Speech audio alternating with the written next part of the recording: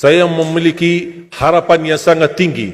InsyaAllah Indonesia, sepanjang apapun kegelapan, sepanjang apapun kegelapan kezaliman, sepanjang apapun kehilangan keadilan, InsyaAllah akan datang satu saat terbitnya matahari adil.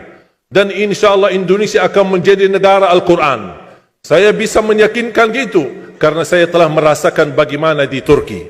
Turki negara sekuler yang ratusan tahun serangi Islam, ratusan tahun menabaikan Islam, tidak boleh kumandangkan azan dalam bahasa Arab, tidak boleh ada rumah tahfiz, tidak boleh ada pesantren, tidak boleh belajar agama, tidak diberikan anak-anak kita bisa belajar dengan sendirinya Al-Quran. Semuanya dilarang dengan keras, bahkan terancam orang-orang yang melanggar aturan itu. Allah subhanahu wa ta'ala melahirkan seorang presiden yang bisa membaca Al-Quran. Cuba buka di YouTube bacaan Erdogan bagaimana. Itu dilahirkan dari negara sekuler. Saya bisa meyakinkan InsyaAllah 1 juta menghafal Al-Quran. Dan bapa ibu mudah-mudahan masih punya umur akan mendengar pengumuman besar. Imam besar salat Idul Fitri dan Idul Adha sekaligus khatib adalah Presiden Republik Indonesia menghafal Al-Quran. Itu yang saya yakini. Dan saya tidak pernah merasa lelah. Dan saya selalu berkata sama istri, kalau saya mati itu pun karena saya bersama Al-Quran.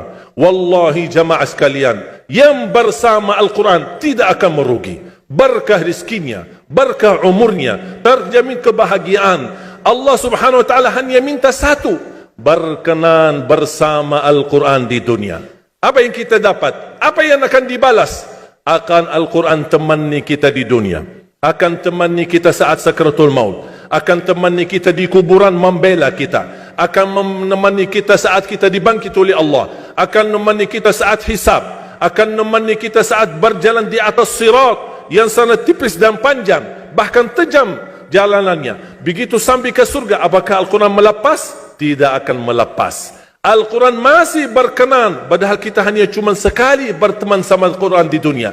Dia begitu luar biasa panjangnya bertemanan sama kita sampai ke surga, bahkan akan temani kita masuk surga. Sebagaimana bersabda Rasulullah SAW, yuqalu liqari'il Quran, ahlul Quran di dunia yang kesibukannya baca, kesibukannya hafal, tidak membuangkan waktu sia-sia, selalu bersama Al-Quran. Allah suruh dia, bacalah dalam surgamu, naik derajatmu. Baca, naik lagi, tambah lagi baca, naik lagi. Sampai di posisi mana pun anda berhenti baca, disitulah posisimu di dalam surga. Bagaimana kata Siti Aisyah di riwayat Imam Muslim, jumlah tingkatan-tingkatan dalam surga Allah sesuai jumlah ayat Al-Quran. Oleh karena itu tidak ada yang lebih tinggi di dalam surga Allah daripada Ahlul Quran. Cukuplah bahagia Ahlul Quran ketika di hari kiamat dipanggil, semua manusia dibangkitkan oleh Allah. Malaikat memberikan pengumuman, mana Ahlul Quran? Berdiri, rapat, berdekatan. Mereka maju, mau bawa kami ke mana? Kalian terpilih menjadi orang yang terdekat sama Allah. Karena Ahlul Quran adalah keluarga Allah subhanahu wa ta'ala. Bukan hanya kita sendiri yang mendapatkan anugerahnya dan manfaatnya. Semua keluarga kita, termasuk orang tua kita dan orang yang ada di sekitar kita. Makanya jemaah sekalian, kalau anda gagal penghafal Al-Quran, anakmu pun gagal penghafal Al-Quran, jangan sisakan walaupun saham menjadi saksi baik di hadapan Allah. Ya Allah, saya belum hafal, anakku gagal penghafal Quran, tapi insya-Allah hartaku, usahaku, pikiranku, tenagaku bisa terus memperjuangkan Al-Quran. Apa saja ya Allah, insya-Allah menjadi saksi baik. Dan nanti di hari kiamat, insya-Allah kita bersama Ahlul Quran mendapatkan syafaatnya Al-Quran di hari kiamat. Kita sangat membutuhkan ayat-ayat yang dikumandangkan ketika meninggal dunia.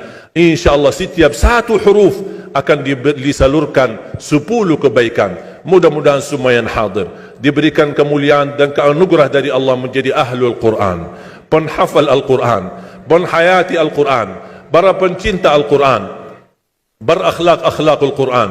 Ya Allah, aku mohon atas izin-Mu ya Allah, kami bersama-sama bertemu di masjid ini. Berilah kepada kami kemuliaan bersama-sama bersama Ahlul Quran, di dalam surgamu ya Allah, ya Dzal Jalal wal Ikram, ya Arhamar Rahimin, ya Arhamar Rahimin.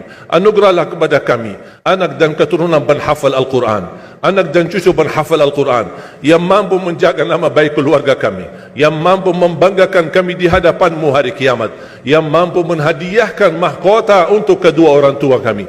Birahmatika ya Arhamar Rahimin. Ya Allah, maafkan kalau kami tidak berhasil menjadi penghafal Al-Quran.